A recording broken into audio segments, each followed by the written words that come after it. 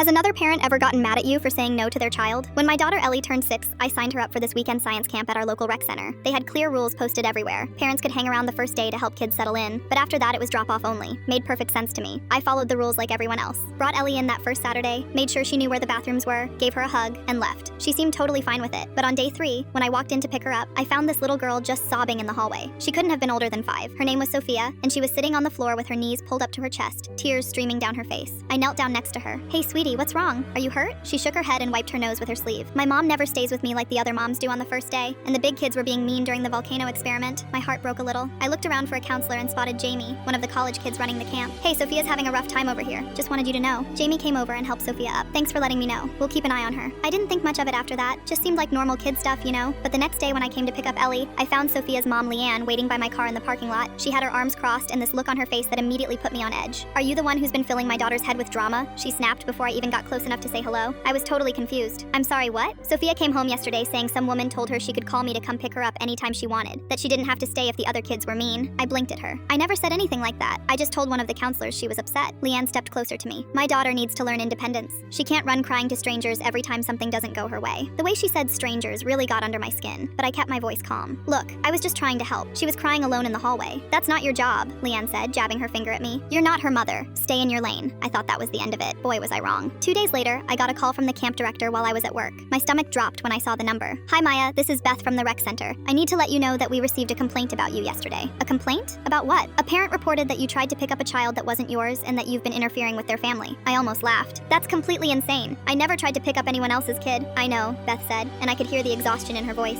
"We have cameras everywhere, and we've talked to our staff. Everyone knows you didn't do anything wrong, but I'm required to document any reports we receive, just in case." "Just in case of what?" "In case it escalates further. I'm really sorry, Maya. This puts us in an awkward position." That Friday was the last day of camp. I figured I'd just pick up Ellie and never have to deal with this woman again. But as soon as I walked into the main room where all the parents were gathering, Leanne spotted me. She marched over with her voice already raised. "There she is, the woman who thinks she knows how to parent better than everyone else." Every single parent in that room turned to stare at us. I felt my face burning with embarrassment. "You're not a licensed therapist," she continued, getting louder. "You're just some creepy busybody who can't mind her own business. I'm going to have you banned from every activity in this town." That's when I finally snapped. "You know what, Leanne? I'm not your child's babysitter. If you actually showed up for her once instead of dropping her off like she's a problem you need to solve, maybe she wouldn't be sobbing in hallways." The room went dead silent. Even the kids stopped what they were doing. Leanne's mouth opened and closed like a fish out of water. Then she grabbed Sophia's hand and stormed out without another word.